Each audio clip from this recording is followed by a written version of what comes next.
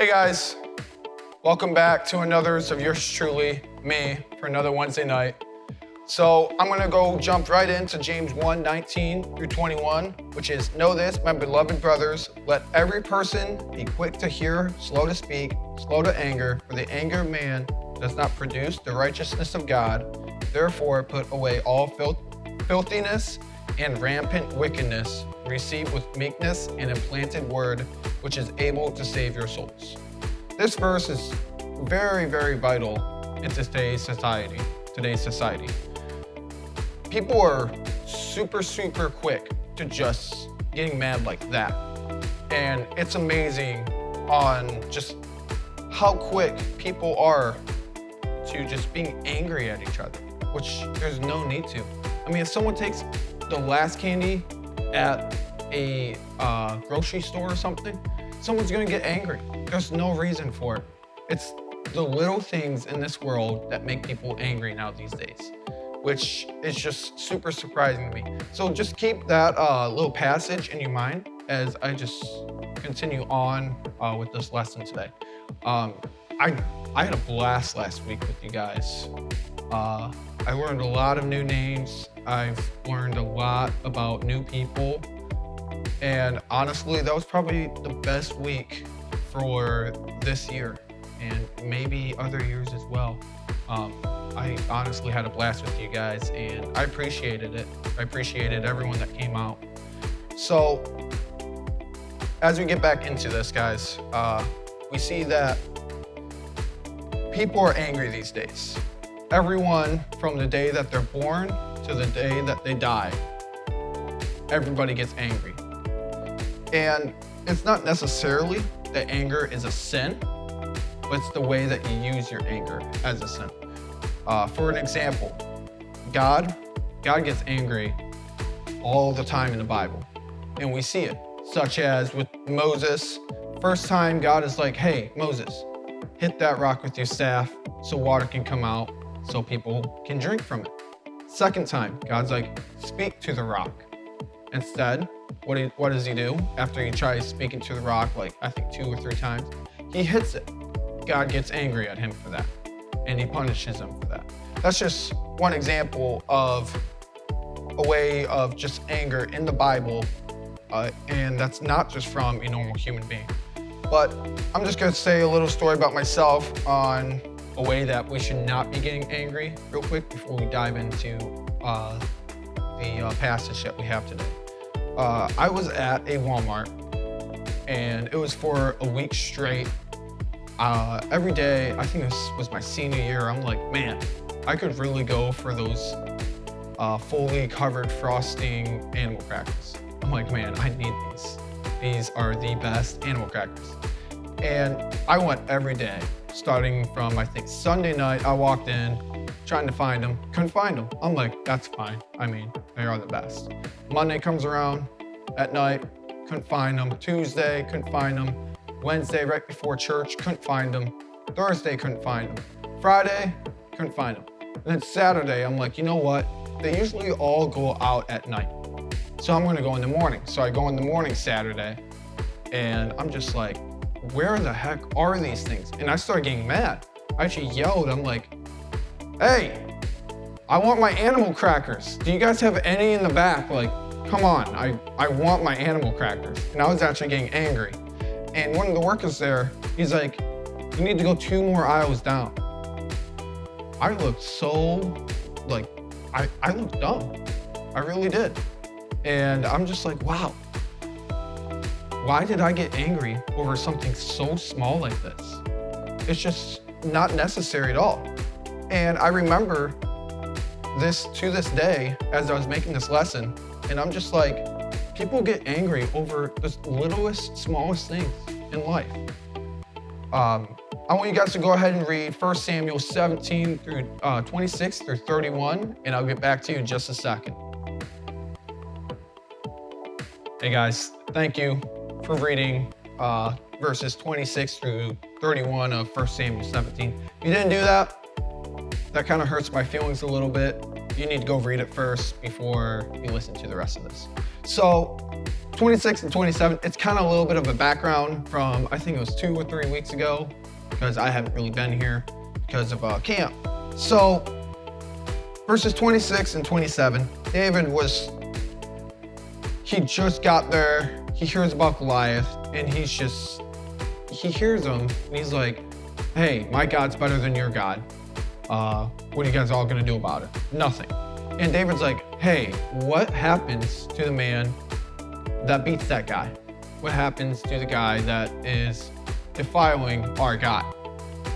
And the army tells him, people tell him, like, you get the king's princess, meaning that you are going to be rich for the rest of your life. And I don't know about you, but I could use some money, especially with my college funds right now. That sounds really nice. I mean, I could get a car, pay off all my debt, and get a new phone, and get all this stuff. And everybody there is like, I still don't want to fight this guy. This guy's huge. And still to this day, I still think it's a bit interesting that even though that they've won many wars before that, once the Philistines got there into their own land, they're just like, I don't want to fight this guy because he's going to kill me. So we're going to go jump right into verse 28. And this is talking about David's brother Eliab, which is older than him. And it's talking about how Eliab, his anger, he was getting angry at David because David just got to the army. And he's like, hey, this man's defiling our God. Why isn't anybody going to fight him? And we could see that Eliab has many reasons why he could be angry at David. First reason of why he could be angry at him was because David, he wasn't important at all. He was pretty worthless. He had no right to speak up. He just got there. All he did was just give people food. So he has no room to speak. And with him saying such bold words from a shepherd that left his sheep in the wilderness, which a shepherd should never do, he should not be talking at all. That's just the first way of Eliab just being like, hey, why are you talking? Even though that is his own brother, he should be backing him up. He doesn't. He's kind of attacking him. Second reason on why Eliab could be mad at him is because he knew that David, he was getting motivated. Like, he had some motivation. He's like, man, I could see that his pride is way up there. But I don't really see your heart, David. I don't see your heart. Where is that at? You're all talk, no action. And in Jeremiah 17:10, it says, here he taketh upon him that which belongeth to God alone, and judgeth David's heart by his own. David, in this verse, it shows that David's heart is with God. God's heart is with David. Those two are like together. They're like, we're gonna beat this man. We got this. And Eliab, he didn't see it in him. But as I just said in Jeremiah 17, David's heart is clearly in the right place. Third reason why Eliab could be angry is that David was trying to provoke someone else into fighting Goliath. He's like, hey, you guys are all hearing him talking smack about our guy. Why hasn't anyone done this? Like, hey, you go kill him. Brad, come on, man. You go fight Brad. Nobody did that. And Eliab was just getting kind of annoyed. He's like, hey, you can't be telling other people to go fight. You are a shepherd. You did just get here. You can't be doing that. And David could be talking about his own brother. I mean, Eliab, he was a pretty tall guy. He was looking good. He's like, man, that could be like the next Prince Charming. He could have that princess. He could be the next man.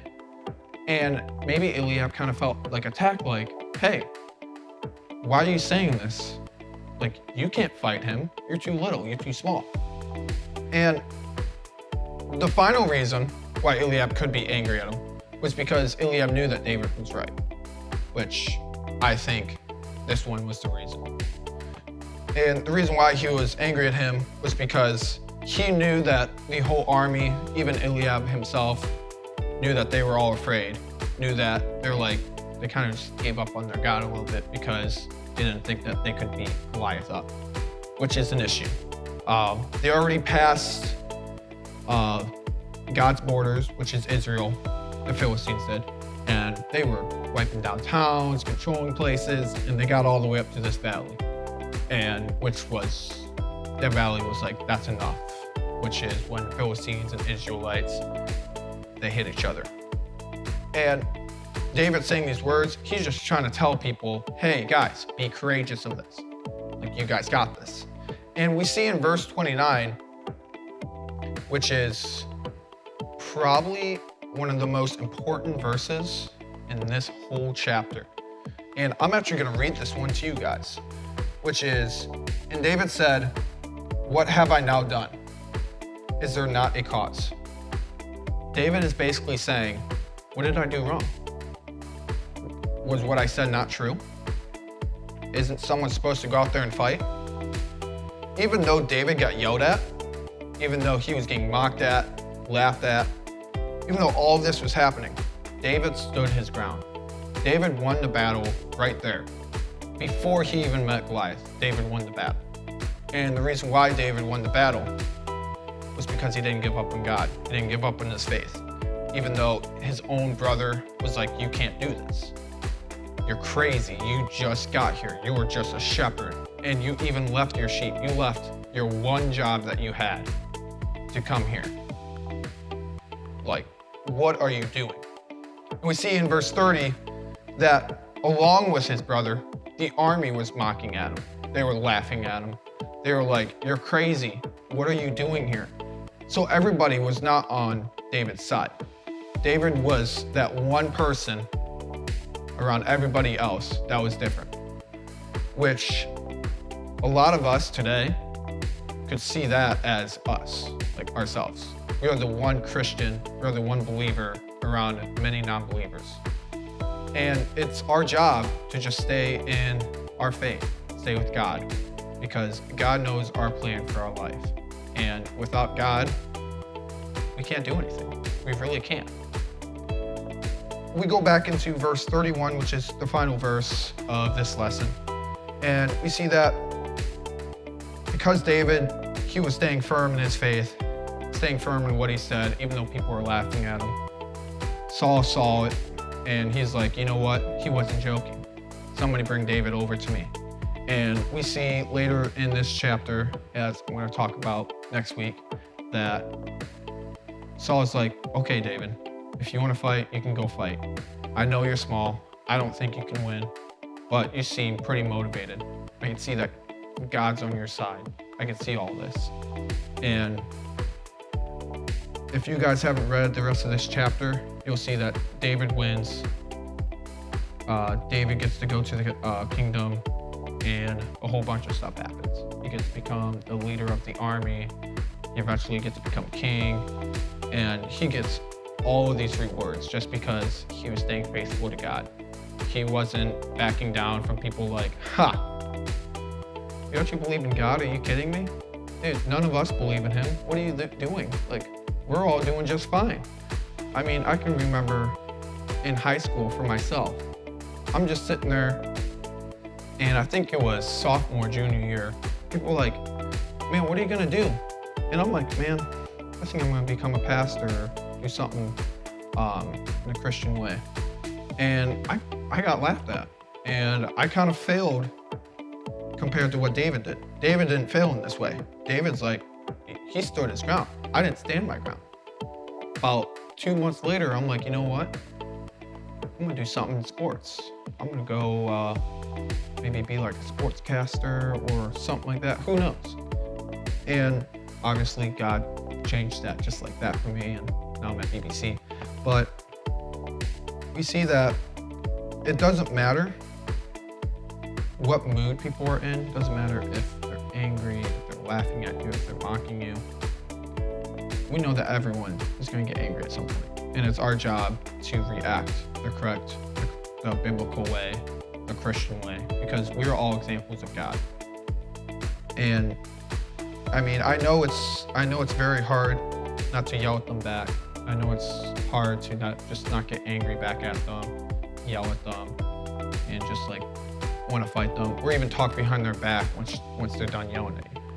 I know it's very hard to do, but it's our job as Christians, as believers, to be an example and for other people to see, hey, that dude's different over there. That dude, he believes in God. And what I see in his life is way different than my life. And I want to be like him in his life, in his walk with God. And I'm really happy that I saw you guys at camp last week. I really hope you guys had fun. I know we all couldn't go to Camp Chautauqua, and I really tried my hardest to make it as fun as it can be for you guys. And I heard a lot of good news from a lot of you guys. Thank you for watching this video, and I'll see you guys next week. All right, see ya.